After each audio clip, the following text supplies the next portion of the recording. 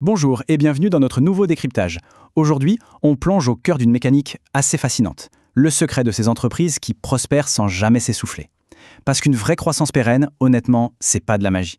Ça demande un parcours parfaitement huilé, de la toute première étincelle pour attirer le client jusqu'à l'art absolu de le garder pour la vie. C'est un voyage stratégique continu et on va le décortiquer ensemble. Alors, au programme, voici notre feuille de route. On va passer par 5 étapes clés. 1. La définition du client idéal. 2. La stratégie marketing. 3. L'art de la vente. 4. Le fameux levier de la fidélisation. Et pour finir, 5. Le succès durable. Allez, c'est parti. On commence tout de suite avec notre première étape, définir ce client idéal et construire son profil. Avant même d'essayer de vendre quoi que ce soit, il faut sortir la loupe. Vraiment, il y a 3 étapes super claires pour bâtir un profil en béton. On pose d'abord les bases démographiques, genre l'âge ou le lieu de vie. Ensuite, on creuse les vrais besoins. Quel problème concret votre produit vient-il résoudre? Et enfin, la 3e étape, c'est d'analyser le parcours pour piger exactement comment ces personnes cherchent l'info. On passe d'une image statique à des données comportementales hyper précises. Pour que ce soit bien concret, imaginons une marque de café bio. Sa cible, c'est clairement pas tout le monde, n'est-ce pas? C'est plutôt le millénial urbain de 25 à 35 ans, collé à Instagram, très à cheval sur sa santé, et qui va presque scruter l'éthique du grain de café avant de l'acheter. C'est ce ciblage chirurgical qui fait toute la différence sur le marché. Ce qui nous amène à la 2e étape, la stratégie marketing, ou comment passer de la simple visibilité à la conversion. Bon, on a notre profil, mais comment on l'attire maintenant? Eh bien, il faut des objectifs SMART, c'est-à-dire spécifiques et mesurables. Ensuite, on choisit les bons canaux, comme les réseaux sociaux ou le référencement. On ajoute un message clé qui claque et un budget suivi à la loupe. Le point à retenir ici, c'est qu'une stratégie bien ficelée peut booster les revenus de 30% en tout juste 12 mois. Ça vaut le coup de bien se préparer, non? Et ça illustre parfaitement la mécanique. C'est le fameux entonnoir de conversion. L'idée, c'est qu'un bon marketing prend littéralement le prospect par la main, en douceur, depuis la simple découverte tout en haut de l'entonnoir jusqu'à l'acte d'achat final tout en bas. C'est fluide, c'est logique et surtout, ça se mesure. 3e étape, et pas des moindres, l'art de la vente. Écoute, solution et empathie. Aujourd'hui, vendre, c'est plus du tout faire le forcing avec des produits. Fini l'agressivité. C'est plutôt apporter des solutions hyper ciblées. Et paradoxalement, cet échange, il commence souvent par le silence. En fait, l'écoute active pour bien capter les objections profondes. Ensuite seulement, on dégaine les avantages concrets. Et maîtriser cette fameuse étape de closing, eh bien, ça permet de faire grimper le taux de conversion global de 15 à 20%. Un petit exemple pour bien comprendre la puissance de l'empathie. Prenez un conseiller financier. S'il arrive à capter les vraies angoisses d'un jeune couple face à un premier achat immobilier, bim, il sera 100 fois plus persuasif qu'en récitant machinalement une brochure tarifaire. Se mettre à la place de l'autre devient alors un avantage compétitif absolument redoutable. 4e étape, on attaque le levier de la fidélisation. C'est vraiment le moteur caché de la rentabilité. Là, on rentre dans le dur, avec les récompenses exponentielles.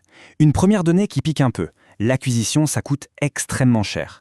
Concrètement, aller chercher une nouvelle personne sur le marché, ça demande un budget 5 à 7 fois plus élevé que de simplement fidéliser quelqu'un qui a déjà acheté. 5 à 7 fois. 2e chiffre en rafale, 67%. Un client fidèle, il ne fait pas que rester sur le banc de touche. Il consomme plus sur le long terme, en dépensant en moyenne 67% de plus qu'un petit nouveau. L'impact sur les marges est juste immédiat. Allez, un dernier chiffre pour la route, 92%. C'est le niveau de confiance que les consommateurs accordent aux recommandations de leurs proches, bien loin devant la publicité classique. En clair, des clients ravis deviennent, sans l'ombre d'un doute, votre canal marketing le plus crédible et le plus rentable. Du coup, comment on la construit, cette fidélité en béton? Premier pilier, la personnalisation. Et attention, on ne parle pas juste de coller un prénom au début d'un email automatisé. Non, c'est une démarche profonde. C'est adapter chaque interaction pour coller au contexte et à l'historique unique de la personne. Ensuite, on passe à l'expérience de qualité. Et là, c'est simple. Aucun raccourci n'est toléré.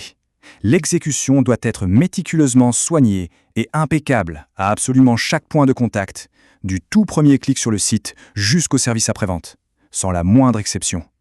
Autre point crucial, le pouvoir fascinant de la valeur ajoutée. L'idée, c'est d'en faire intentionnellement un tout petit peu plus que prévu. Surprendre le client en dépassant ses attentes initiales, c'est ce qui cimente une loyauté à toute épreuve face à la concurrence. Enfin, pour boucler sur ces piliers, il faut garder le contact. Des petites touches régulières, utiles, sans jamais être intrusives, pour rester à l'esprit.